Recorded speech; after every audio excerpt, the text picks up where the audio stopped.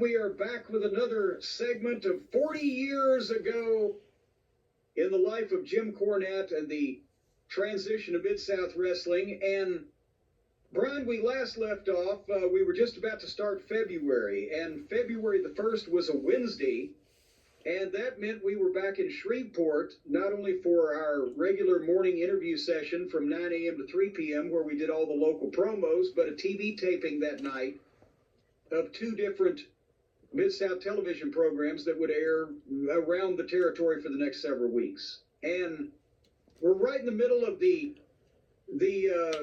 feud with Wrestling 2 and Magnum TA. And on the first tape that we did that night, just by my notes, they recapped the belt whipping where we had, at the previous taping, taken my belt off of my suit and whipped the shit out of the baby faces, and they did an interview. And then on the second tape of the night, we had a match with a couple of job guys, but I warned Bill Watts he's starting to overreach himself because he's starting to fine people for, like, when we ran in on 2 and TA, and we hit the ring again on Wrestling 2 this night and rip his mask trying to take it off. And so we're just at maintenance for the angle that we've got ongoing, because the good parts are still to show in some of the major towns. And that, again, a long day. We start, even though we were already in Shreveport, we had been in Monroe the previous night, so went over and got a room. We start at 9 o'clock in the morning, and you don't get back home until, past midnight. And then the following day, February 2nd, we were in Pine Bluff, Arkansas, which is almost to Little Rock. So it's like a 500-mile round trip for a fucking... Again, this is a spot show. We wrestled Lanny Poffo and Brian Diaz, who must have been on loan for the month from Fritz. That's the thing. Fritz sent him talent. Well, let's send him Brian. And, I mean, they did $13,000 in Pine Bluff on a spot show, which in today's money, as we've mentioned before, 3 to 1, so that would be, $39,000 for a spot show in Pine Bluff, Arkansas. We made $200 for a preliminary match, but goddamn, that's a long day, right? And then we get back to Alexandria the following day. We're in Baton Rouge, and this is the first time we've been in Baton Rouge for an angle match with 2 and TA. So in this one, remember, we've been doing the board thing. I think they got somewhat sympathetic to Bobby Eaton's fucking head.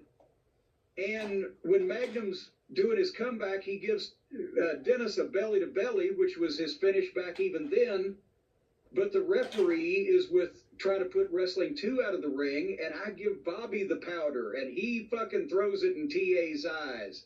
And the referee turns and sees the cloud, and we get disqualified.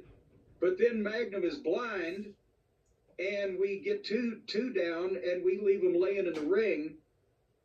And this one, Brian, was when, I guess I haven't mentioned that for the first 4 weeks or so that we were there, and when we started doing these, well, we didn't do it the preliminary matches. When we started doing the angle matches, I didn't carry the racket back from the ring. Either Bobby or Dennis did, at their suggestion. Have I mentioned this to you?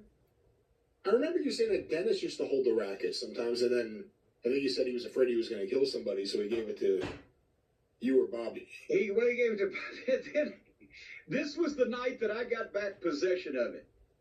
Because here's the deal. When we had started doing these angle matches for a couple weeks previously, and I started seeing in the thing in Houston and everything, I said, you know what? I need to load this racket up, right? That's the first time I had the thought, I need something besides the racket. But since they were taking the racket, I still wanted something, right?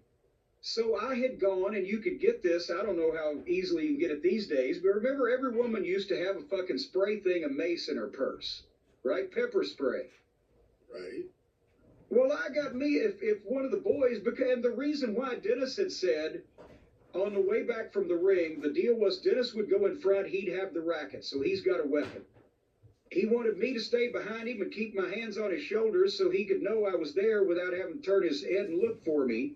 And Bobby would get right behind me and make sure to watch my back because I was probably going to be the target. But that way we're tight. We don't let any room get in between us. And if the cops are willing and they're there and they surround us, then that's the way we're going to go back through. Well, that was, like I said, for a while, but I still wanted something. So I got the fucking pepper spray just in case, right? Because I could put it right in my inside jacket pocket. Well, this is the night. After this match, and we leave the fucking heels laying, and the goddamn cops get around us, and we're in the formation that I talked about. And goddamn, about halfway back, once we get through ringside, the people can start running up from the sides. And somebody came up and goddamn clocked Dennis. Bam! And turned around and started running the other way.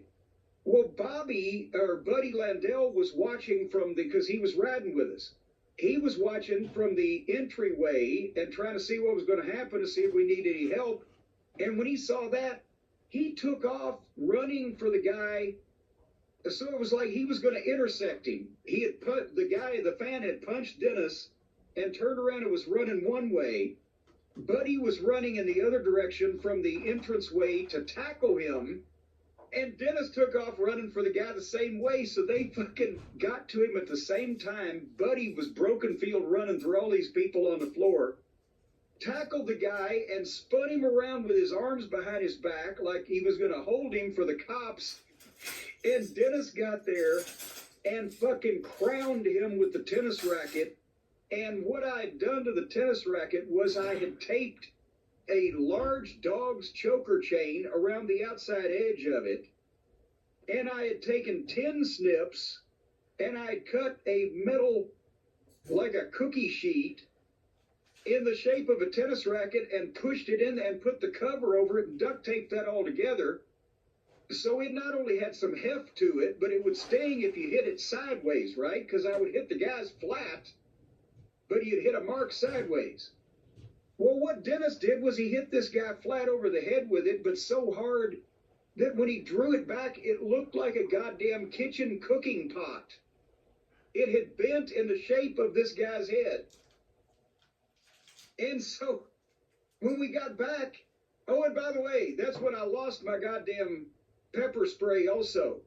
Because when Dennis took off to hit the guy over the head with the goddamn racket and Buddy had tackled him, Bobby got in a skirmish with somebody, and a guy came up and tried to punch me, and I slipped it, and I grabbed his fucking shirt collar, and I had the fucking mace in my hand, and I stuck it up in front of his face and said, "I will make you wish you were never born if you don't get the fuck out of here." And he turned around and run off, and somebody goddamn blocked my hand, and the mace flew in the crowd. And then the cops we finally get everybody back, right? And that's when Dennis said, I'll kill somebody. Don't. But that was Baton Rouge at the Centroplex. And that was where, later on in the year, the guy would take a swing at me coming back, and Dundee'd get on him and drill him. And that would lead to that lawsuit I told you about that one time where Dundee couldn't go back to Baton Rouge for a couple months. Because nobody knew who he was. He was the booker, so he wasn't advertised. Cops didn't know who he was. He was the unnamed co-conspirator. With an Australian accent. Well, they didn't hear him talk. Put your data to work without all the legwork. SaaS Maya.